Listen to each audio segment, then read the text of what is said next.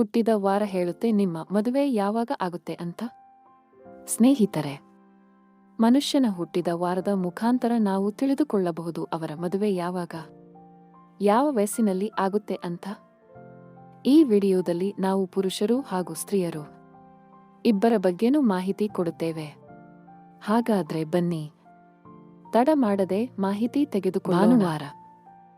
ಸ್ನೇಹಿತರೆ, ಭಾನುವಾರ ಹುಟ್ಟಿದವರು ತುಂಬಾ ಸ್ವಾಭಿಮಾನಗಳಾಗಿರುತ್ತಾರೆ.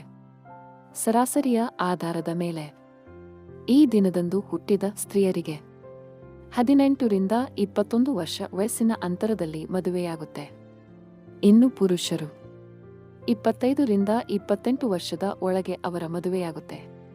ಸೋಮವಾರ. ಈ ದಿನದಂದು ಹುಟ್ಟಿದವರು ದೈವ ಭಕ್ತರಾಗಿರುತ್ತಾರೆ. ಇವರಿಗೆ ದೇವರ ಮೇಲೆ ಅಪಾರ ನಂಬಿಕೆ ಇರುತ್ತದೆ. ಈ ದಿನದಂದು ಹುಟ್ಟಿದ ಸ್ತ್ರೀಯರಿಗೆ 19 ರಿಂದ 22 ವರ್ಷ ಅಂತರದಲ್ಲಿ ಮದುವೆಯಾದರೆ, ಪುರುಷರಿಗೆ 28 ರಿಂದ 30 ವರ್ಷದ ಒಳಗೆ ಮದುವೆಯಾಗುವ ಯೋಗ ಇರುತ್ತೆ. ಮಂಗಳವಾರ. ಇನ್ನು ಮಂಗಳವಾರ ಹುಟ್ಟಿದವರು ತ್ಯಾಗಮಯಗಳಾಗಿರುತ್ತಾರೆ. ಅವರಿಗೆ ತಾಳ್ಮೆ, ಕರುಣೆ ತುಂಬಾನೇ ಇರುತ್ತೆ. ಇನ್ನು ಈ ದಿನ ಹುಟ್ಟಿದವರು ಸ್ತ್ರೀಯರಿಗೆ 17 ರಿಂದ 21 ವರ್ಷದ ಅವಧಿಯಲ್ಲಿ ಮದುವೆಯಾದರೆ, ಪುರುಷರಿಗೆ 22 ರಿಂದ 27 ವರ್ಷದ ಅಂತರದಲ್ಲಿ ಮದುವೆಯಾಗುವ ಯೋಗ ಇರುತ್ತೆ. ಬುಧವಾರ. ಸ್ನೇಹಿತರೆ, ಇನ್ನು ಬುಧವಾರ ಹುಟ್ಟಿದವರು ಅಪಾರ ಜ್ಞಾನಿಗಳಾಗಿರುತ್ತಾರೆ. ಈ ದಿನದಂದು ಹುಟ್ಟಿದ ಸ್ತ್ರೀಯರು 18 ರಿಂದ 23 ವರ್ಷ ವಯಸ್ಸಿನ ಅಂತರದಲ್ಲಿ ಮದುವೆಯಾಗುತ್ತಾರೆ. ಇನ್ನು ಪುರುಷರು 24 ರಿಂದ 28 ವರ್ಷದ ಒಳಗೆ ಮದುವೆಯಾಗ್ತಾರೆ. ಗುರುವಾರ. ಈ ದಿನದಂದು ಹುಟ್ಟಿದವರು ಮಹಾನ್ ಜ್ಞಾನಿಗಳಾಗಿರುತ್ತಾರೆ. ಬದುಕಿನಲ್ಲಿ ಕಷ್ಟ, ಸುಖ, ನೋವು, ನಲಿವು ಎಲ್ಲವನ್ನೂ ಸಮಾನವಾಗಿ ಸ್ವೀಕರಿಸುವ ಇವರು ಎಲ್ಲವನ್ನೂ ಕೂಡ ಸಂತೋಷದಿಂದ ಸ್ವೀಕರಿಸುತ್ತಾರೆ.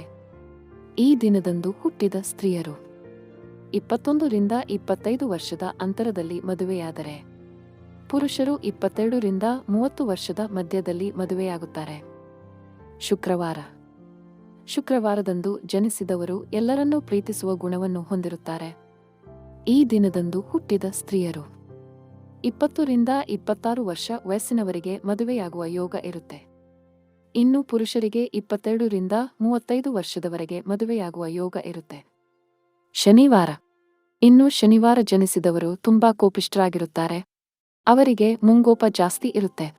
ಸ್ತ್ರೀಯರಿಗೆ 18 ರಿಂದ 27 ವರ್ಷದವರೆಗೆ ಮದುವೆ ಯೋಗ ಇದ್ರೆ, ಪುರುಷರಿಗೆ 22 ರಿಂದ 35 ವರ್ಷದವರೆಗೆ ಮದುವೆಯ ಯೋಗ ಇರುತ್ತದೆ. ಸ್ನೇಹಿತರೆ, ಈ ವಿಡಿಯೋದಲ್ಲಿ ನಾವು ಒಳ್ಳೆಯ ವಿಷಯಗಳನ್ನು ಆಯ್ದುಕೊಂಡು ನಿಮ್ಮ ಮುಂದೆ ಬಂದಿದ್ದೇವೆ. ಈ ವಿಡಿಯೋದಲ್ಲಿನ ಅಂಶಗಳು ಪ್ರತಿಯೊಬ್ಬರೂ ಇಷ್ಟ ಆಗಿದೆ ಅಂದುಕೊಂಡಿರುತ್ತೇವೆ. ದಯವಿಟ್ಟು ಚಾನೆಲ್ ಸಬ್ಸ್ಕ್ರೈಬ್ ಮಾಡಿಕೊಳ್ಳಿ. ವಿಡಿಯೋ ಇಷ್ಟ ಆಗಿದ್ರೆ ಎಲ್ಲರಿಗೂ ವಿಡಿಯೋನ ಶೇರ್ ಮಾಡಿ. ಈ ಮಾಹಿತಿನ ಎಲ್ಲರಿಗೂ ತಲುಪುವಂತೆ ಮಾಡಿ.